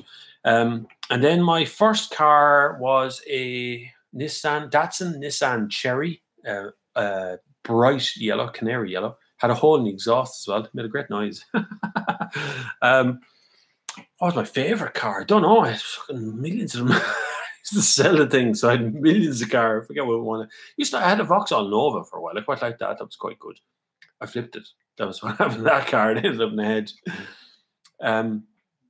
What car did that one? What do you think of 18 or 19-inch alloys on BMW Grand Coupe, which has M Sport suspension? Every time you make the wheel, so the arch is not infinite, right? So the wheel arch of a car is fixed size. So once you increase the size of the wheel, the tire has to shrink. That is the only way you can make the wheel bigger. There's no other way to do that, right? The only other thing you can do is make the wheel smaller and lower the suspension, which brings the arch down on the wheel. So it's about filling the wheel arch. That's more the thing that people go after, is how to fill that wheel arch. They're both comfortable. The 18-inch will be more comfortable because you'll have a thicker edge to the tire. The 19-inch will have a thinner edge to the tire. And once you get to 20 and 21-inch, you're going to end up with a smear of rubber on the outside of a wheel, which makes them rather uncomfortable. So the M Sport is a little bit tougher on suspension, so you will be slightly less comfortable in 19. So if you want comfort, 18s. If you want a little bit less comfort but much more style, get a 19. Bob, what's the best way to get into motor journalism, considering doing journalism in college? If you know, there's a girl on my channel, we've done a video before, Sinead McCann. She is a qualified journalist, first of all. She qualified as a journalist in college. She did all the courses on that and then kind of fell into the motor and journalism part as she got jobs within the industry in Cars Ireland and things. So in that respect, if you want to do journalism in college, do journalism. Motor journalism is a side benefit to journalism. So most motor journalists are journalists first. They're just ordinary news journalists who get a job as a motoring journalist. If you want to get a job as a motoring journalism in this field like I did, I started my own job. So I didn't wait to get a job at it. The jobs I got since are because I created those jobs rather than anything else. It's a very, very tough and very small field. Oh, it's so tiny. But you'll get there. Stick at it. If you really want it bad enough, you'll get what you want, but you have to work hard for it. Isaac and Ethan Bell says, hi, I'm new. Well, welcome. Click the like button. Click the subscribe button. Look at the card, the bells and things on below. Vincent O'Connor, thank you very much. You're very kind. Vincent O'Connor has given us some money by PayPal, keeping that channel free. You're so cool, guys. You guys are absolutely brilliant. Love you. Capture to replace the Picanto. Oh, that's a good one. There you are. Renault Capture. That's pretty good. Yeah, the Picanto had to be much bigger than the Picanto.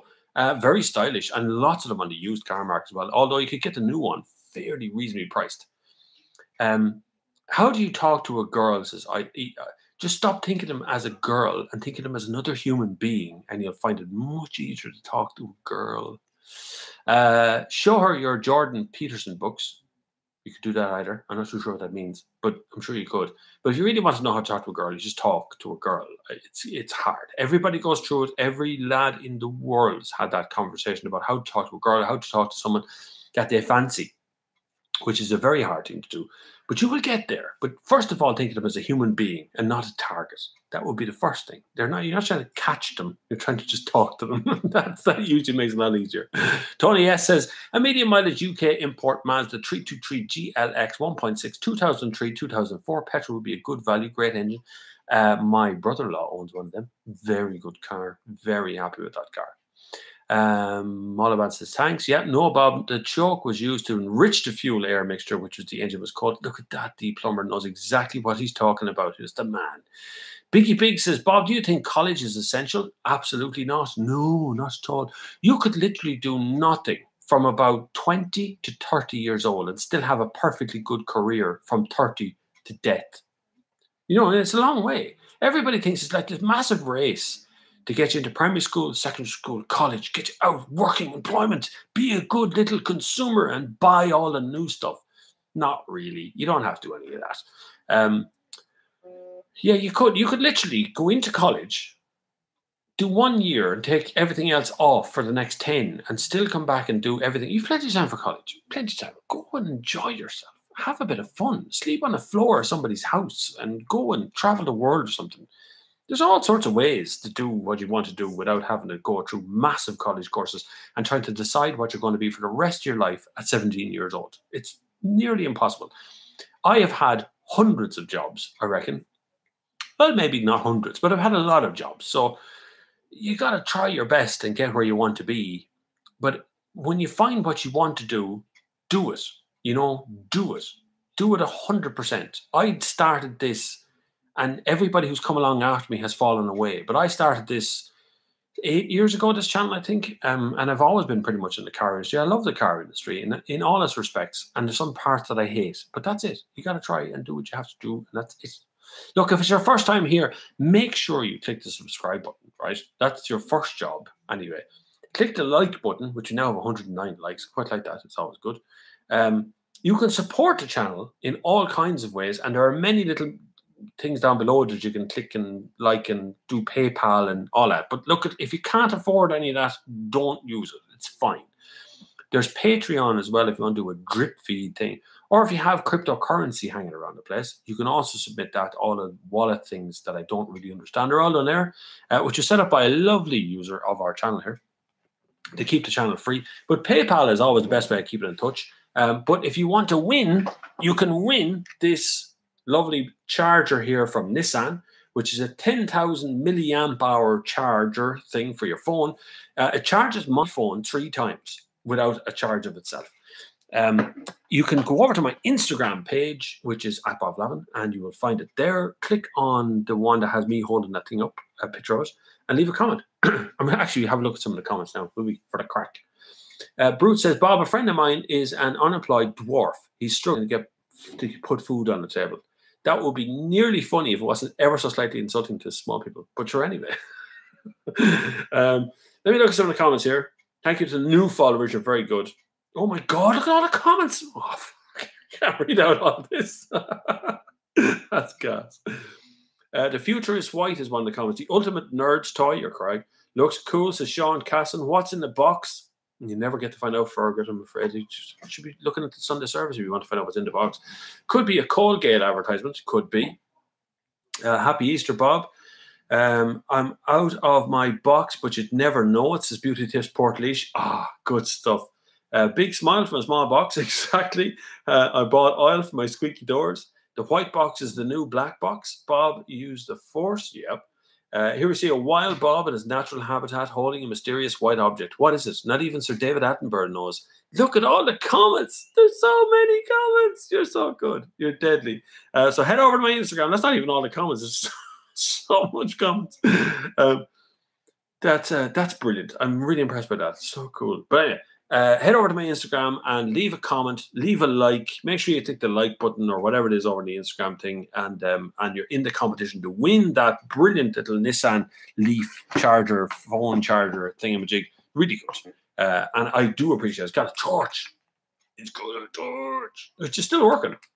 It's actually got a little readout thing. I probably won't be able to see it on the camera. There's a little readout bar thing there. So it needs a charge. But I've been told that I can't, if I fully charge this, I won't be able to send it through the post. I have to leave it slightly discharged to send it through the post. So probably safer. Why do car companies, Kia Stinger, put ugly, cheap horn buttons on their higher-end cars? Don't you realize they look that part frequently? Not sure about that one. I'm not sure what that means. I didn't find any Kia Stinger ugly, cheap buttons anywhere. They're all okay.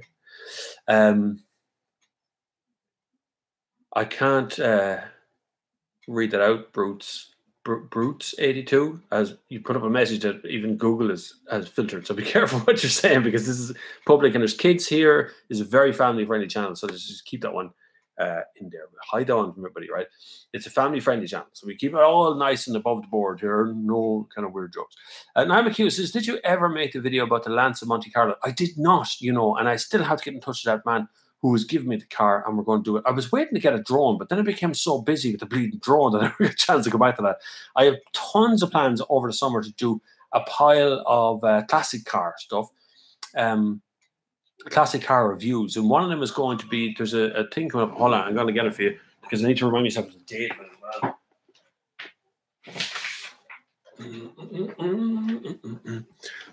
Okay, this isn't released to the general public yet, but it is going to happen for sure, and I'm going to be driving in it myself. So it's a 2018 Norse Tools Wicklow Way. Can you read that? Wicklow Raid, it's called.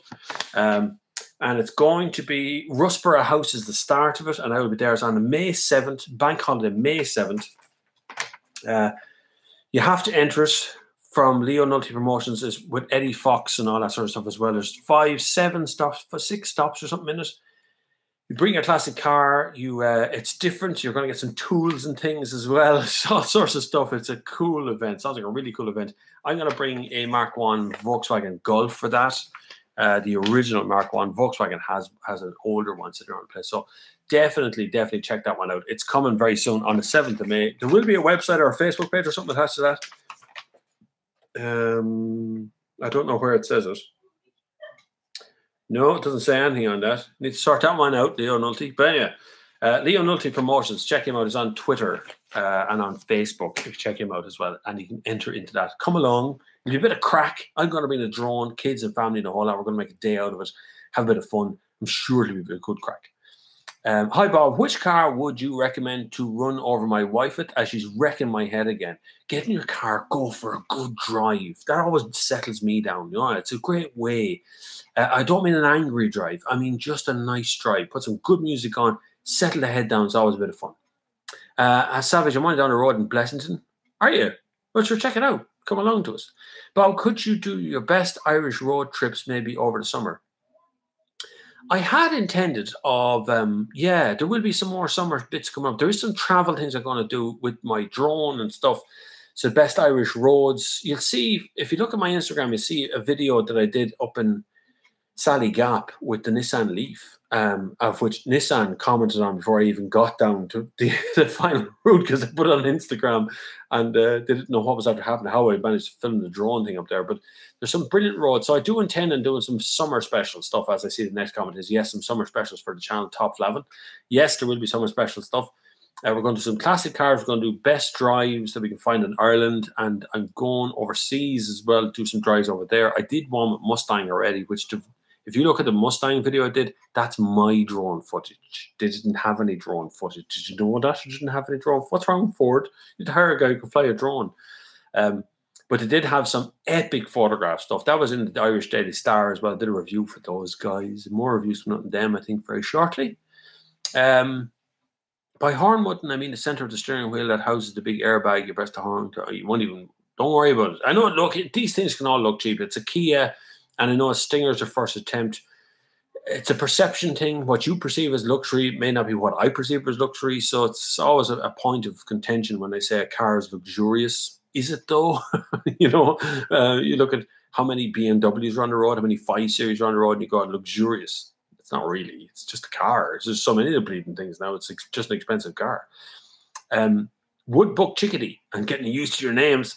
Thanks for the suggestions. I will check out the Octavia. Would Saab 93 be an option, or are they best avoided if the company went bankrupt? Always like to look at them. Saab, they're not a collector's item. No problem getting parts either. Plenty of Saab parts out there, and plenty of Saab clubs still keep those parts going. And Saab themselves actually continue to make parts for their cars. Saab might be back. I was talking to a man the other night quietly off the record, and Saab might be resurrecting its ass again one more time just to see if it can't be killed that easy, I don't think. Joel, can you still source Saab parts online as the companies that still make parts? Yep, there's loads of them, loads and loads and loads of them out there that continue to make parts for Saabs. Apart from the very last generation Saab 9.5, that can be a bit difficult to get parts for. Because it didn't really go on general sale, and it used a whole host of new parts. Any cars look forward to testing, and any car you'd love to test? No, I kind of like looking forward to everything. I look forward to every time I change a car. I look forward to the next car. The last car doesn't really bother me. I don't really think about what's really coming down the road to test. I'm looking forward to the Audi RS4. I'm looking forward to living with the Nissan Leaf for a bit, doing a whole week of electric testing in that respect. Cars I'd love to test. I wouldn't mind testing some of the Ferraris or Porsches or something, just something a little bit different. It's kind of, there comes a point where you kind of go, I want to do something else and I want to change direction. And I live by the philosophy, and this is my own saying before anyone mentions it, change before you have to. I tend to do that a lot. So instead of coming to the point where you need to change how you make videos or why you make videos or what you're doing it for or how many people there comes a point where you need to do it. And at that point, it's too late. What I tend to do is I change before I have to do it. So I'll already be changing in the background. By the time you guys see the change, it's already happened in the background. That's already happened this year and last year as well, which is why the channel is growing so fast now, I think. Nearly 30,000 subscribers now. It's trucking along at this stage, so I'm quite happy with that. It's been a big thing, and I know I got asked the other night, would I create a YouTube community in Ireland? What I mean is, would I create not like a union, but a group of YouTubers that all work together to do what they do in America, which is kind of band together and make videos with each other and stuff. And that'd be an interesting thing to do. It would be kind of interesting. I don't know whether it'll work or not, but it could be interesting to do, all right. But the problem is there isn't that many channels my size or bigger. They tend to drop off very quickly. So I find it a little bit weird. But there's either really, really big channels or channels my size, and then there's very small channels. So there's nothing in between in Ireland. Not a big community in Ireland either. Very hard to get here. Annie McAfee says, for the 5K guy, there's a 2010 2-litre TSI Octavia RS Blue for sale in Northern Ireland. It's on Gumtree at the moment for a price and owned by a proper Skoda community enthusiast who has ordered a new 245. So there's a Octavia out there for you. Gavin O'Brien says, Bob, you mentioned earlier about Spotify for the podcast. Any idea if they'd be on Spotify? Spotify was in touch to ask if they could have it on their channel. So it's kind of up to them. I said yes. Of course you can. You can do what you bleeding like with it. So it is. I think it is going on Spotify, but it's some sort of rigmarole to go through there. They have to ask you to be on Spotify, and you have to reach a certain level and things. I'm at that level. I get a crap load of downloads. It was like #1 in the charts for ages. Now, I don't go by charts. I hate charts. I don't enter competitions, to be the best YouTuber. I don't do any of that stuff. So I don't really chart it. But it was on a top chart. But it is coming on Spotify. It is currently on TuneIn, which is an app on your phone. It does radio and stuff. So it is definitely as a podcast on TuneIn if you're on Android. If you're on iTunes, you can use, if you're an iPhone user, you can just use the ordinary app or any of the apps. It's available on all the apps. It's been syndicated out for a while now. So it is out there and it is running, but Spotify is a new thing and it will hopefully go ahead on Spotify, but they were in touch and they want it. Jacob B says, Audi A6 2-litre TDI 177 bhp. What do you think about engine driving experience? Yeah, really nice. DSG is the way to go with any Audi. Try not to buy the manual one unless you're buying one of the RSs. But in the 2-litre DDI, it's a nice engine. 177 is a tiny bit underpowered compared to the bigger ones, but it's still a nice engine. It'll be a solid, reliable thing for years to come without a shadow of a doubt. Audi do the best interiors. Check the specs, check the options, make sure you're getting all the stuff you're supposed to be getting, and try and get the S-Line body kit. I don't know, it might be called something different in your country, but S-Line body kit gets you over here like 19-inch alloys, slightly wider looking stance in the car in general. It looks brilliant. Harold 789 says, heard anything about reliability of Ford Ranger? Made sent new one back, maybe Amrock, but more expensive. I didn't hear about it. No, and they're prolific. They're starting to appear everywhere. I haven't heard anything about reliability, no. So I don't have news on that. Bob, I thought the company that bought out Saab nowadays are only focused on producing electric cars and ceasing petrol diesel cars. Yes, but if they can produce a Saab electric, imagine what would happen to an electric powered Saab. Considering how good Saabs used to be, ordinary Saabs. Imagine what electric going to be like. Northern Bluebird says, any thoughts about electric cars being so expensive to buy? We are manufacturers keeping prices artificially high to keep sales of petrol diesel going. That is a good conspiracy theory. I also have another theory in that the Irish government is willing to give you 10,000 euro off the price of an electric car. But if the electric car starts at 50 grand, you're still buying a 40 grand car. So like it doesn't, 10 grand off 50 grand doesn't make any sense. We need cheaper electric cars to begin with. You look at the Renault Zoe now, but that's a very reasonably priced car now at this stage. It's small, you're going to have to compromise, but it's a very good car. You know, there is an element of wanting to make sure they have enough petrol and diesel engines on the road and that they've made a certain amount of petrol and diesel engines in their factories. And so there could be something in your kind of theory that's there. I'm sure there is. As to whether it's going to be something going into the future we have to worry about, that's another story entirely. I can't recall if you said you were going to the vegetarian or vegan thing. If the latter, would you do it for Easter as a workaround for chocolate eggs? I am partly vegetarian, sometimes vegan, depends. We have dramatically cut down the amount of meat in the house and how we use it and whether we eat it or not. But for the chocolate egg, if milk chocolate is not vegan, chocolate is vegan. So chocolate is made from a nut. And so you can have a dark chocolate generally is considered to be mostly vegan, vegetarian style stuff. But most vegetarians will still drink milk, eat fish. You know, there's an element of some vegetarians won't eat red meat, and that's red meat or pork or products like that. So there is an element of that along with it. But for me, we've had Cadbury's chocolate here. The chocolate here is much superior than anything else. But we tend to try and stay away from red meats and eating that sort of stuff. Bob, is the actual views that count in YouTube, or do subscription numbers also count? It's watch time at the moment, although that changes weekly. I think YouTube's full of crap most of the time. So right now, the way YouTube is running is it's a sort of a spread betting system, right? So if you click on it, so if I put up a new video and they notify you and you click it and loads of people click it straight away and it goes straight on, that shows interest. Now, if you watch a 10-minute video for 2 minutes, that's not an interesting video, right? And so they kind of reduce the amount of people they show that to.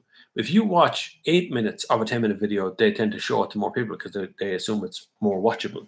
And so there's all sorts of ways of playing with the metrics. But if we had a group of people who are working together to get more views and more subscribers, it changes the conversation. And that's what people are asking me, whether I should do it or not, whether I should create that. Because I am chairman of the Irish Car of the Year, so I have experience of being a chairperson or, you know, being a group manager of things. So I do, you know, there's an element of that part to it as well.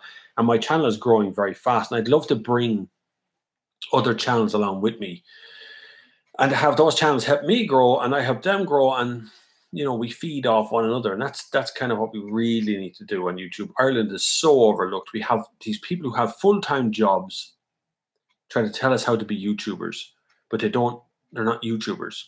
In other words, they're not uploading YouTube videos. And then we have other people who have full-time jobs who just every once in a while throw a video out and then they pretend to be, oh, I'm a YouTuber, I'm struggling and I can't get enough views and things. And then there's this other group of people who do it so regularly, but they can't get enough subscribers because it's very, very hard. In this part of the world, we're nearly discounted as viewers in America, even though the third biggest viewer on my channel are Americans. I've been quiet as caught me in the middle of prepping a big stew. I use beef. What would you recommend instead of going traditional style bogs pot of goodness? There's nothing beats an old Irish stew, to be honest. There's a bit of steak in the middle of it just to get higher quality meat. Not going to do you any harm. I could have a stew today and then not eat any more red meat for 2 weeks. It's just that's sometimes the way it happens. But if you're looking to change the way you behave towards stews and things, I make curries here. And I make stews here, but there's no meat product used in it at all. We use pulses. We use, what do you call them things? Legumes, or whatever you call them. And we use things like sweet potatoes. If you roast a chop up a sweet potato really small, a bit of olive oil, put it into the oven, roast it for like 20 minutes, and then add it to any stew. It's like adding chicken. It's absolutely gorgeous. I would eat it all day and all night long. No problem at all. Harold says, how come be us buying diesel cars from the US owners, but nothing being offered here, bar a mysterious fix? That's a Volkswagen thing. I don't know is the answer to that question. It's up to Volkswagen and the EU legislations to get something done on that factor. That's not really, we can ask all the questions we want, but if they just go, we're not telling you, that's all that happens then. Heinz Creations, deadly stuff, Sean. What are they? Are they vegetarian yolks or like a tin of beans or something? Are they? VW know about and are scared of the US legal system. In our case, they know they can do the minimum and little in the way of an apology to people who first and foremost bought their product. So the big difference between us and America is that they can get together as a group of people and sue one company. It's called a class action. Now, we don't have class action here in Ireland. Neither do we have in Europe. I don't think there's anywhere in Europe that has a class action system. I think France do something similar, but it's not quite the same. So what happens is a group of people, you could have 1 million people could sue one company, and that's a class action. Now, those people might only get 50 cents a piece or $100 a piece or something. But at the same time, that many people, it could be gigantic. In Ireland, if you want to take a court case against any company, you have to take it on your own. And every court case is individual. So two of us could be taking a case about something against one company, but it's not counted as a single case. It's two cases. And that's the way it works here. So it's much harder here to take action against something like the Volkswagen Dieselgate scandal thing, whereas in America, they can do a class action on it. I'd like to see the review of the new M5 so we can see whether it puts on the lotto list. Seeing an ad for it. Yeah, BMW are going to push that M5 like nothing before, as hard as they possibly can. I very much doubt that BMW is going to give me an M5. Just tell you now, I just don't think so. I think the relationship with BMW at the moment is very awkward, very weird with journalists in this country. They have a select few, I hesitate to say, yes men who will make sure that their word gets out there in the right places, and they will select the people they want to drive the car in the same way that Tesla do, because they know that those people are going to be nice about the car. They're going to feel special. And they'll be very, very unlikely to give it out to a journalist who will actually review it. Just saying. That sounds kind of nasty, but it's true. For most car companies, that's kind of true.